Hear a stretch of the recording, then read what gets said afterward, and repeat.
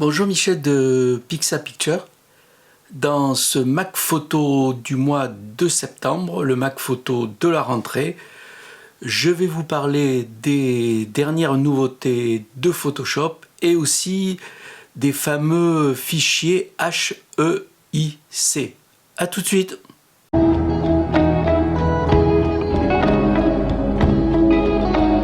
Avant de commencer, je voudrais vous montrer un livre de Don Mitchell. Alors, j'ai fait une vidéo il n'y a pas longtemps sur Don Mitchell où je vous montrais un des livres qu'il avait fait.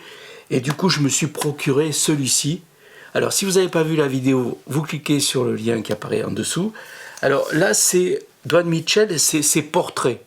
C'est pas toutes ces séquences vidéo. Et alors, la couverture, c'est une couverture en couleur, c'est qui montre qu'il a fait beaucoup de trucs en noir et blanc, mais aussi pas mal de photos en couleur. Notamment, vous voyez, il peignait sur ses tirages. Toujours pareil avec, voilà.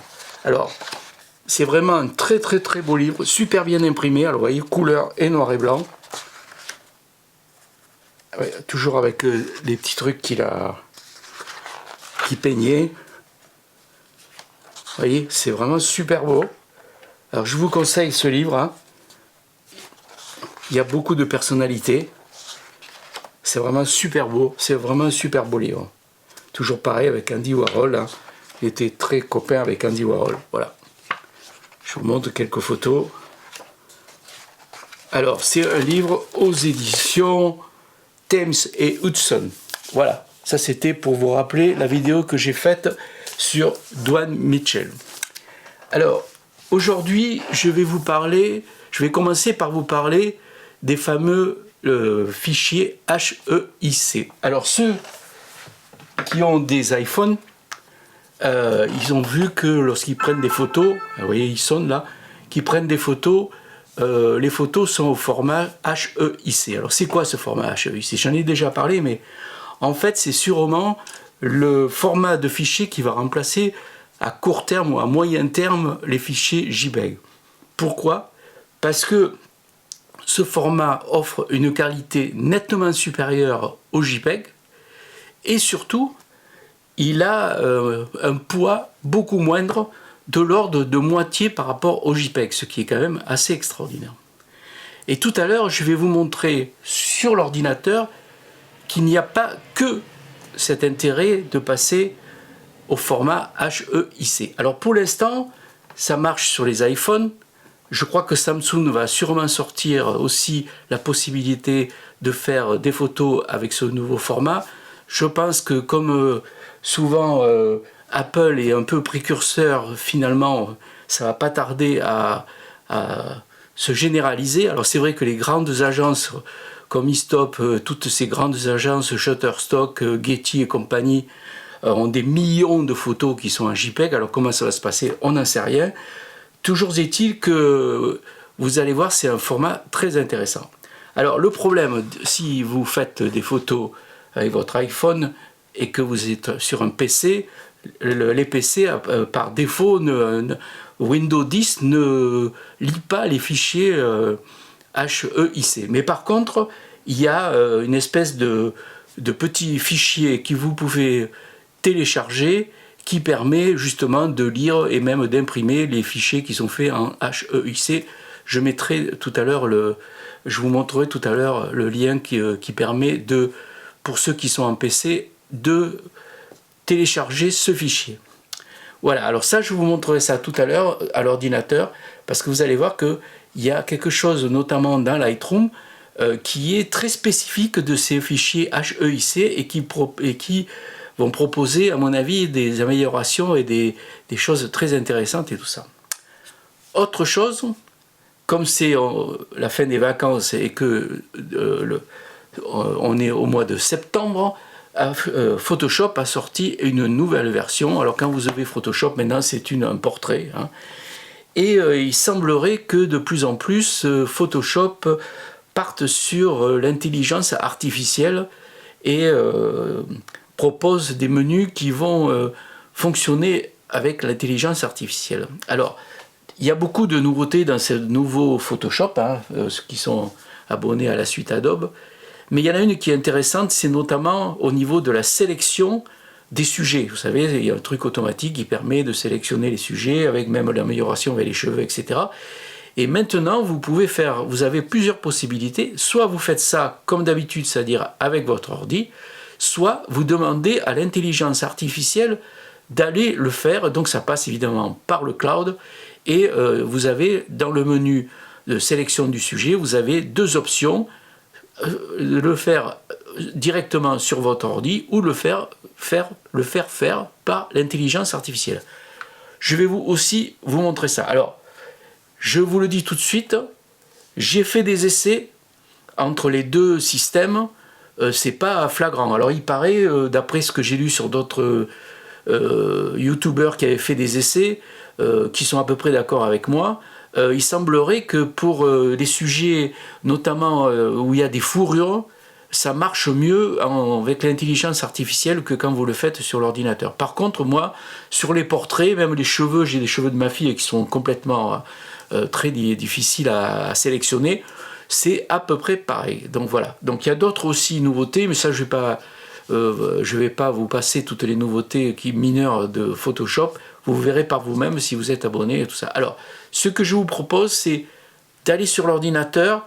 Je vais vous montrer ce que apportent ces fameux fichiers HEIC et aussi les nouveautés de Photoshop. A tout de suite. Je suis donc sur l'ordi et je vais vous montrer les fichiers HEIC, ce qu'ils ont de particulier, et aussi les nouvelles mises à jour de Photoshop. Commençons par les fichiers HEIC. Donc là, je suis dans Bridge et je vais vous ouvrir une photo en JPEG dans Photoshop. Donc j'ouvre, voilà, et dans les couches, je vois marqué RGB rouge, vert, bleu. Ok? Je ferme. Maintenant, je vais ouvrir un fichier HEIC. D'accord? Toujours dans Photoshop. Et là, qu'est-ce que je vois? RGB, rouge, vert, bleu et courbe de transfert de profondeur de champ. Il y a une nouvelle couche. Et c'est ce qui fait toute la particularité de ces fichiers HEIC qui vont nous permettre de faire des choses très intéressantes dans Photoshop, dans Camera Raw ou dans Lightroom. Voilà, alors c'est pareil, si j'avais fait un TIFF ou un PSD, on n'aurait pas eu cette courbe de transfert de profondeur de champ. Voilà, ne pas enregistrer. Donc qu'est-ce qu'on va faire? On va aller dans Lightroom.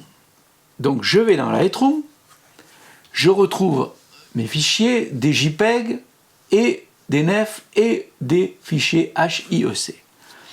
Donc je vais ouvrir en développement une photo en JPEG.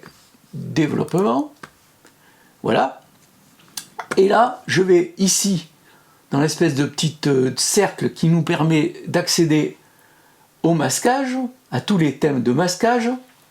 Et là, on a pinceau, dégradé linéaire, dégradé largant, gamme de couleurs, gamme de luminescence et profondeur de champ. J'ai beau y aller dessus, c'est grisé, la plage de profondeur ne marche pas sur les JPEG, elle ne sert à rien. Alors, je retourne en bibliothèque et là, cette fois, je vais ouvrir en développement un fichier HEIC. Développement. Et là, je retourne dans ma roue et je vois marqué pinceau, dégradé linéaire, dégradé radial, gamme de couleurs, gamme de lumière et profondeur, plage de profondeur. Et là, cette fois, il n'est pas grisé sur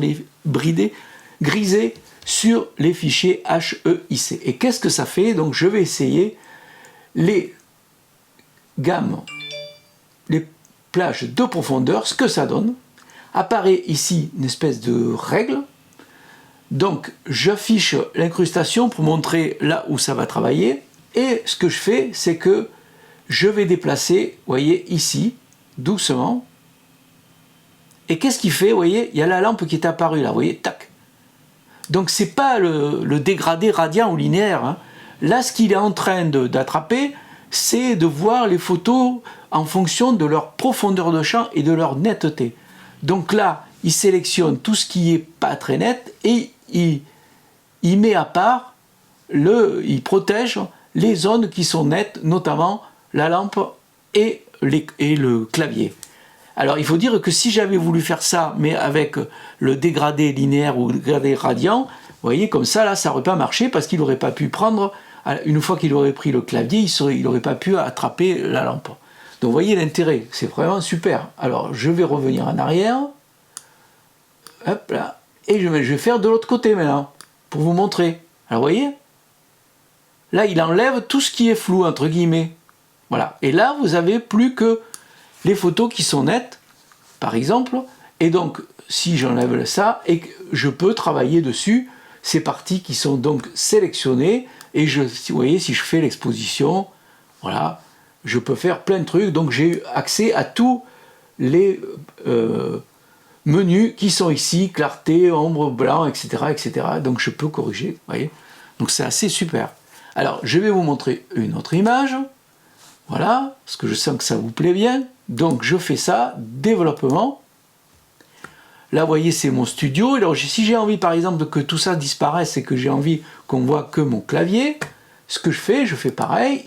Et là, je booste. Vous voyez, ici. Là, il est en train de sélectionner, vous voyez, l'écran et le clavier. Et donc, si je fais le contraire,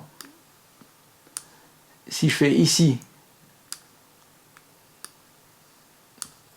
voilà, par exemple, si je sélectionne tout ce qui est flou, entre guillemets, qui est un peu hors profondeur de champ, et que je corrige,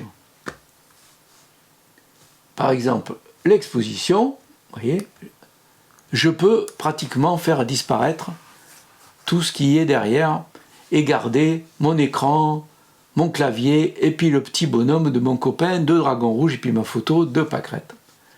Voilà à quoi sert cette plage de profondeur qu'on ne peut utiliser que sur les fichiers HEIC. Alors c'est dommage que pour l'instant ça soit que sur les iPhones, sur les portables, c'est pas sur les boîtiers, même sur les derniers boîtiers Nikon ou Canon, les Z6, Z7 et Z9, on ne peut pas enregistrer les photos au format HEIC, c'est bien dommage.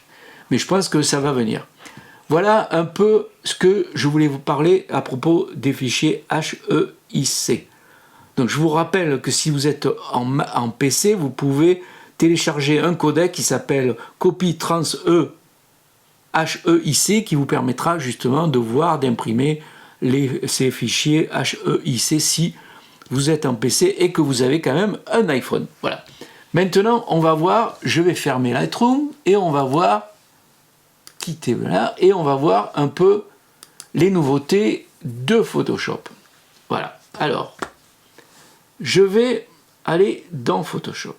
Photoshop, le dernier, voilà, il est ouvert déjà, et je vais, par exemple, prendre une photo, un portrait. Parce qu'il y a une nouveauté dans Photoshop qui est très importante, c'est que maintenant, il vous propose de faire une sélection des sujets, non pas avec simplement à travers le logiciel qui est dans l'ordinateur, mais aussi à travers le cloud et l'intelligence artificielle. Et pour cela, lorsque vous sélectionnez ici, là, ici, vous voyez, là, et faites sélectionner un sujet et une petite flèche qui vous dit, qui vous propose soit de le faire avec l'appareil, résultat plus rapide, c'est ce qu'ils disent, hein, soit le faire en cloud, résultat plus, soi-disant, j'allais dire, plus mieux. Alors, moi j'ai fait un essai, j'ai vu pas mal sur des sites des gens qui font beaucoup de trucs sur Photoshop, et ils disent à peu près tous pareil, qu'on ne voit pas une très grande différence entre les deux. C'est plutôt, l'instant, c'est plutôt minime. Alors ça risque de s'arranger, j'en sais rien. Soit disant que si on sélectionne des sujets où il y a de la fourrure, la fonction en passant par l'intelligence artificielle, donc par le cloud, est plus performante. Bon, Ça, moi, je ne l'ai pas fait. Alors, par contre, là, bon, là, vous voyez, il faut cliquer là-dessus, sur un des deux. Maintenant, je fais annuler. Alors maintenant, il y a, si vous voulez absolument faire vos sélections par chaque fois, sans avoir à aller sur cette flèche par l'intelligence artificielle, il faut que vous alliez dans Photoshop, dans les préférences, et là, dans les préférences, il y a un nouveau menu qui s'appelle Traitement de l'image, et qui vous permet de traiter les sujets sélectionnés soit par l'ordinateur, l'appareil, résultat plus rapide, soit par le cloud, l'intelligence artificielle, résultat détaillé. Enfin, c'est ce qu'ils disent, parce que moi, pour l'instant, je n'ai pas vu la différence. Donc, je ne vous conseille pas de faire ça, parce que, bon, du coup, après, c'est définitif, et il faut chaque fois retourner dans les préférences. Donc, moi, j'ai laissé sur l'appareil, ok, et puis je pourrais le faire ici, en faisant appareil ou cloud. Voilà. Ok.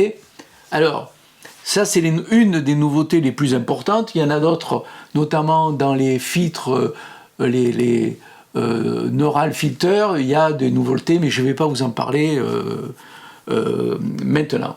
Voilà un peu ce que je voulais vous dire sur le dernier Photoshop. Et notamment avec, on sent bien que Photoshop se destine de plus en plus vers l'intelligence artificielle et vers le cloud. Donc évidemment, pour que tout ça fonctionne, il faut que vous soyez connecté à Internet, sinon ça ne marche pas. Voilà. Alors il y a plein d'autres nouveautés, hein, mais bon là je ne vais pas rentrer dans les détails. En plus, vous verrez des vidéos sur YouTube qui sont beaucoup plus, avec des gens qui sont beaucoup plus performants que moi sur Photoshop. D'ailleurs, je vous recommande, notamment sur les fichiers HEIEC, si vous voulez avoir encore beaucoup plus de détails, d'informations, d'aller sur le site de mon copain, de mon ami Olivier Roch, qui fait sur YouTube, qui fait des sujets sur Lightroom et Photoshop, hyper pointus, hyper bien fait, hyper simple à comprendre. Je vous recommande donc son site d'Olivier Roch, vous le trouverez sur YouTube. Voilà. Voilà, cette vidéo du mois de septembre est terminée. J'espère que vous avez fait de bonnes photos pendant les vacances. On se retrouve bientôt pour de nouveaux portraits. Je suis en train de faire des nouveaux portraits de photographes. Et puis, portez-vous bien. Alors, toujours pareil, hein, pensez à mettre des likes et à vous abonner si ce n'est pas encore fait. À bientôt, je vous embrasse.